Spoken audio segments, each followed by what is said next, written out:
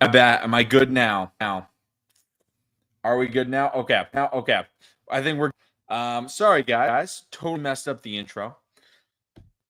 I'm muted. But what's going on? What's going on, everybody? Welcome back to Ravens Media. The Ravens 53-man roster, 3 DFAs is ended in the roster, including my guy, Jay Higgins. And I appreciate Hadari for saying that, because I honestly wouldn't have known. How could it so long talking because my on, but my mic has a button on it that's it, and I never pressed the button, but it was in my mic in my backpack because I on occasions, but should be a lot of fun. But hang along, what's going on, man? I want to get this share screen going just so I can show this. Let's see here. Trying to get the roster showing that we can all take a look at it. Let's see. But it should be, let's see here. Boop, boop.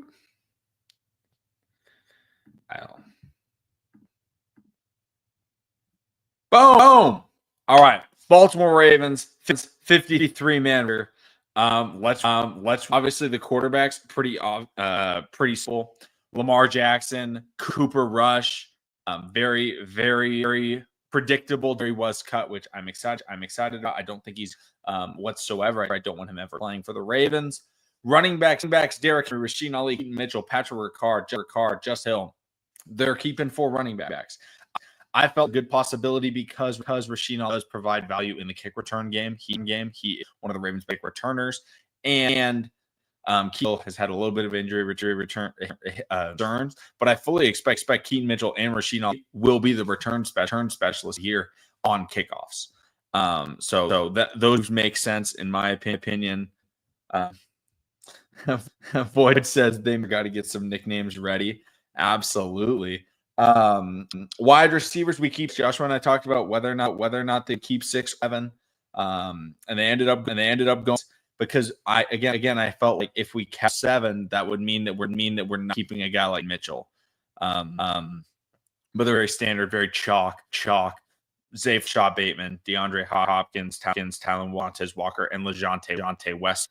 And then Martin, Higgins, yes, both are there. Is Mike not so mean green standby? I don't know. I think we can definitely do better with mean. And then not so mean. We want our pass rushers to be mean. We definitely want them to be mean. Tight ends, we keep 3. Not very surprising. We're probably going to put Isaiah Likely. Well, actually, we don't know. Isaiah Likely, apparently he was playing flag football, and he was playing pretty hard. Looked like hey. So hopefully we see him week 1. That's a possibility. Offense, where we kind of saw our first relative surprise. We didn't 7th round pick at guard, but line Tyler Linderbaum, Ben Cleveland, Cord, Joseph Noteboom, Roger Rosengarten, Carson, Andrew Voorhees, and then Ronnie Stanley. Could we have maybe another offensive lineman? I think so. Same time, I'd put those positions in the secondary, because I feel like there was a lot of good offensive linemen that got cut today, including a former first-round pick range out of Chattanooga. That would be somebody that would be interesting to pick guard. He actually pulled multiple offensive line positions at Chat. So kind of a depth on the O-line if they do so, because we are putting people, I assume, on injured reserve and things like that. We set on our 53 Mr. to start. So I expect some guys to be back, including a guy like Brent Urban, who will be ends of line. But Brent Urban, unfortunately, did get cut, but boys, he will be back. Jenkins, D tackle. He is our nose tackle. Nnamdi Madubuike, obviously our number 1 pass rusher on our team. Fub Peeble, really good player. Obviously young, a lot of snaps this year, but I think he's solid. Broderick Washington, another solid depth piece, and then Travis Jones. Some people are saying our secret weapon on the Ravens defensive line, and I absolutely love Travis Jones. I think this is what I would have done.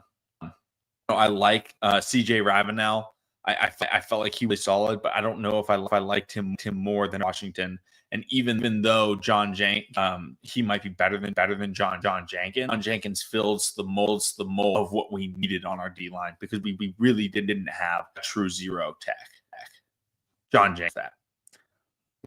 We have a ton of linebackers on here, but that's because we combine our edges with our into backers. So Roquan, Trenton, Jake Hummel, Teddy Buchanan, Mike Green, Jay Higgins, Calvin, Noah David, Tavius, and a Daf Way. Jake Hummel is injured. Will not be playing this week. But Harbaugh did announce that he's going to be the he made the 53-man roster announced days ago, and a lot of people got worried. Will Jay Higgins will make the team? Yes, because Jake Hummel, linebacker. Jake Hummel is a player, and he's a good special team. But I don't think the Ravens were taking him and considering, do we keep Jay Higgins or do we keep right? I feel like it was more, hey, we need who are starting special teamers. Jake Hummel was on that list. It's the same thing with Rasheen Ali. Like Rasheen Ali is not necessarily competing. I don't competing with Keaton Mitchell. I think he was more competing with a Dayton who did try out at kick return, and then Rasheen Ali ended up doing a little. That's kind of my thoughts on that. Defensive backs. This is pretty exciting because we have 2 UDFAs here. We've got Nate Higgins, Cheeto Awuzie, Kyle Sanusi, Kane, Alexander, Malachi Starks, TJ Tampa, and then Ruben Lowry and Keon Martin. And then obviously Fruit Punch Humphrey. Ruben Lowry, Keon Martin, both provide versatility. Both played excellent in the preseason, earned their spots. And it's really exciting to see them get those opportunities. Some notable cuts: Bo Braid, who was on the 53-man roster last year out of Maryland, who was UD last season, did get cut. And Jalen Armour Davis, a massive surprising cut because it felt like he was actually playing well. I made a video in the after the preseason game talking about how he finally like made what we're looking for out of him. And unfortunately, that play did not continue. And the Ravens felt it was in their best interest to move on.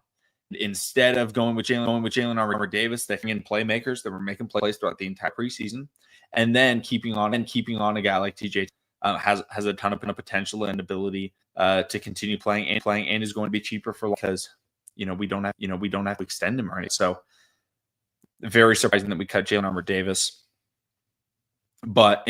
And able to keep 2 UDFA secondary players, both flashed multiple times throughout the preseason, which is and then splits very chalk Nick Moore, Loop, Jordan Stout.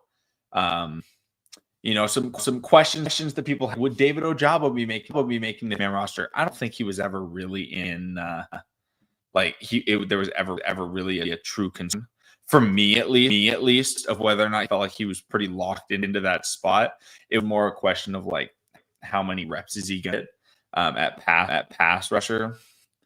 And Void says my knee Davis will be joining Malik Marshall and Greg Roman's fault. Hey, Greg Roman's the OC. All right. That's Wink Martindale's fault because was the DC when we had Amon Marshall. Maybe it was, but I want to say it's Wink. This is a good 53-man roster. I don't think we lost that I'm upset about because the players that I think that we're going to retain, guys like Bryant Urban, they're not going up, so they're very likely to be back on the practice squad and competing. And Bryant Urban, I can almost just guarantee he's going to be not a starter, but he's going to be on the 53-man roster for week 1. It happens every year. So we kept the talent, the all-pro backer, the players that were making the most in the preseason. It's exciting to see that because it felt like last few years there's been so many guys they dominate preseason, and every Raven's like clamoring their name to get called, and then they don't get called, and instead the Ravens go with other players that didn't perform in the preseason, and we're confused. But we kept the three BFAs from preseason. They won starting jobs, or at least they won contributing to the team based on actual football play, not practice, that we can't see what's happening. The only player like they're winning off the scenes Cleveland. He hasn't been performing well preseason, but I don't think there were any other guards that were outperforming him by any means. I can't want him to retire.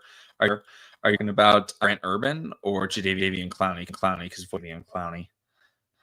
So we'll see exactly how that goes. Want to come Rucker to make the roster? Yeah, solid. But Rucker's the guy. Most years, they're picked up to a 1953-man roster off of waivers. That's typically going to be, the former third round end up getting cut, or the established veterans that with potential. Like, because I bet Brent Urban, if team says like, hey, we want to pick you up, he's gonna be like, dude, I want to stay in Baltimore. Like, that's what happened. But I think Kamon Rucker is going to just be on the Ravens practice squad this year and have us to play still. It's just he wasn't on the end of man roster. Not making the initial man roster is not the be all end all for a lot of these players.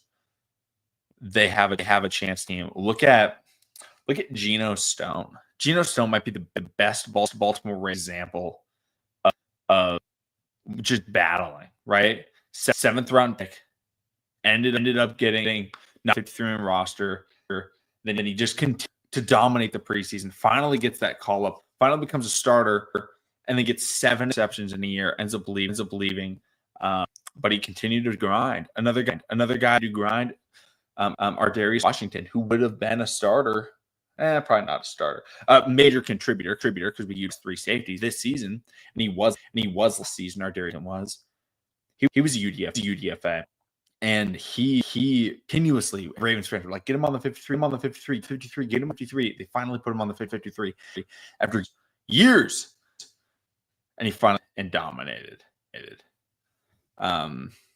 Malik Ham legacy is taking a hit. I don't know, biggest Malik Ham guy, fine. But I never felt like he was someone that was really talented to let go. Like, I don't think anybody else going to pick him up. If we bring him back to our team, I'm not going to be upset about it. I'm not necessarily worried him. I'm not thinking about him too often because we just have so many good backers.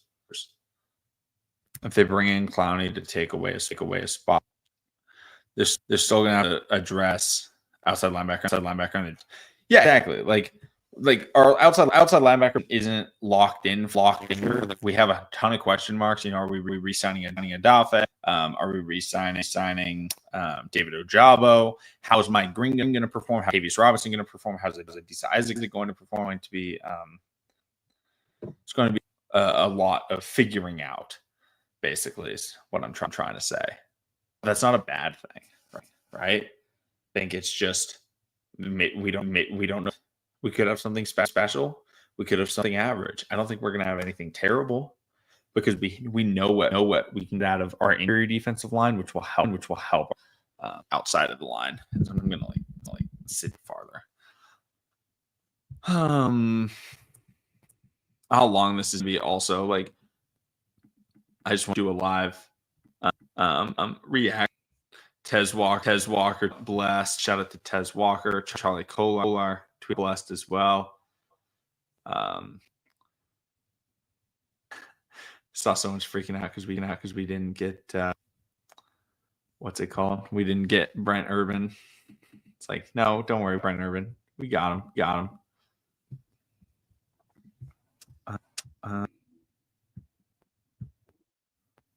I think I totally forgot to put the thumbnail on the but oops. My baby joined without the thumbnail. Appreciate you guys. I tweeted it how I forgot to put on the video. If they trade away, then they can give him a contract. I don't necessarily. Linderbaum's not a priority. This one when we drafted him, I didn't mind the talent. The problem is when you draft an interior offensive lineman, it's not as valuable. And he's a top 3 center in the NFL. He's probably number 2.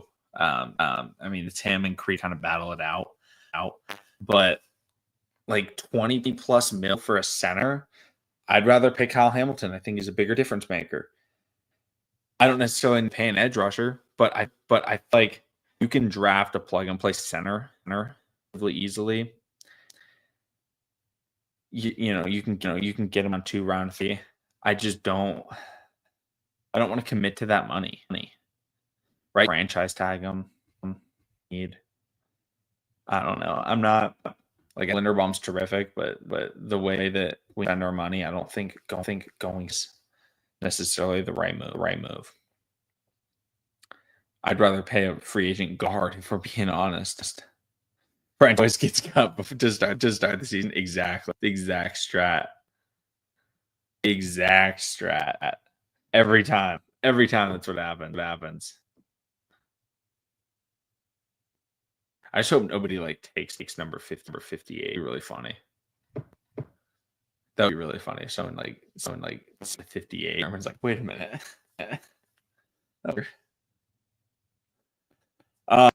I'll probably be live a couple more minutes. You guys got any questions? I got videos running this week. I was just waiting for the 53-man roster.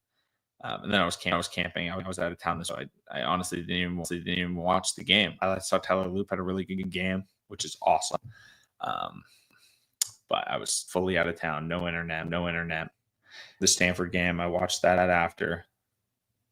Jay Higgins hype is overblown, in my opinion. He's slower on releasing a coverage linebacker, downhill linebacker. Hopefully, I'm wrong. I actually disagree. He was one of the best pass coverage linebackers. I had a really high draft grade on him.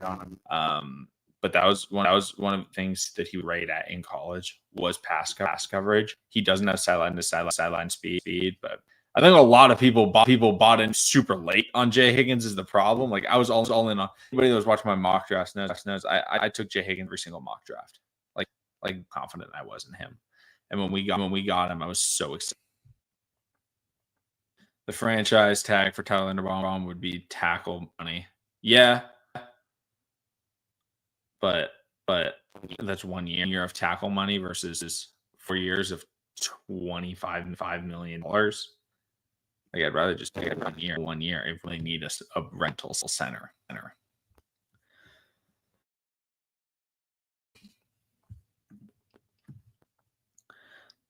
No, they're not going to center. They just might not resign them. They could do a sign and trade though. But it's very rare. Jay's underrated to be honest. I mean, like, here's the thing: he became a fan favorite reception in the first week of preseason, and we have a competition at liquor. Obviously, he's going to be anticipated to see what he does, and he balled out. I mean, let's see here. I want to look up when I first. I don't tweet about Jay Higgins very many times, but I want to see when I. Let's see.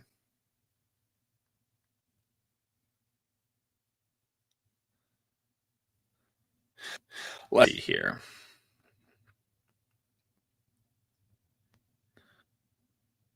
No, I haven't tweeted very many times, but I did say Teddy Buchanan and Jay must watch in the preseason. That was preseason players to watch, and Jay absolutely was. And Teddy Buchanan, I don't think Trent Simpson is that guy. Besides Rowe, I don't necessarily think he is either. But I'm not writing him. He was a problem. We drafted him. I think he'll probably start the season. I think we'll see rotations though. I don't think he will be playing snap. I also saw Gulch was cut by the I think he was with the Packers. He's out Stinson Ball. Might bring him in as especially with Jake Hummel potentially being injured because Chris also played a fair bit of good special teams for. I think we're more safe with Trenton Simpson starting than Teddy Buchanan, just a little more experience and he has a fallback of elite athleticism. So, at least his recovery is going to be a lot better. And he is a little bit more versatile. You can in the slot, like if needed, he can cover tight ends a little bit better. Like he's not great in coverage. He at least has the athleticism to kind of cover those guys. And Teddy Buchanan is still getting used to this for sure. I was kind of shocked. Jalen Armour Davis. Yeah. Simpson kind of reminds me of Peanut Owa. Peanut was like nice. Peanut was good. I love Another linebacker that had a career-ending injury.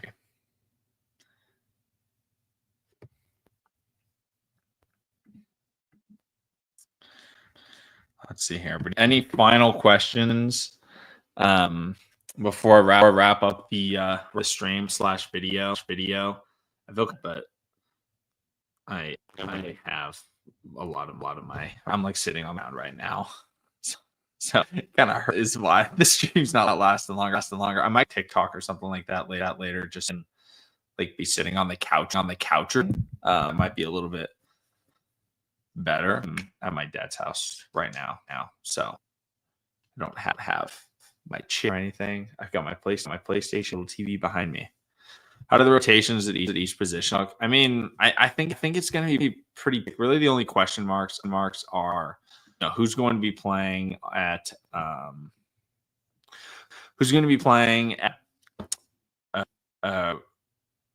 really, it's just DB. And I don't think that we're going to see a lot of Martin or Lowry. I think we're going to see Higgins. Yes, it's if they made the team, but they're not making the starting lineup. We're gonna have to wait to actually these guys play promos. Like, we knew who our starters were going to, who our roles were going to. The one I have is Tezer versus Tylan Wallace, who is going to be wide receiver 4. That's really the only question I'm like actually thinking about, and I would lean Walker because he has the verticality versus Tylan. Tylan's a little bit more of a game mover at this point in his career, and he's better after the catch. But Walker, I think, is a better route runner. He's better in the air downfield in terms of ball tracking. We haven't really gotten to his jump ball ability. He was in college, but our quarterbacks could not get in preseason, so it's kind of difficult to gauge. But I think that's going to do. I think he's coming through. Kind of a quick stream, but again, I don't really have a lot of it. And I'm excited to have a video tomorrow. I'll probably talk about. I'll probably talk, players that were cut that the Ravens could potentially bring back, or other team players that were cut should actually take a look at. Thank you for watching. Subscribe for more. I'll see all of you again next time.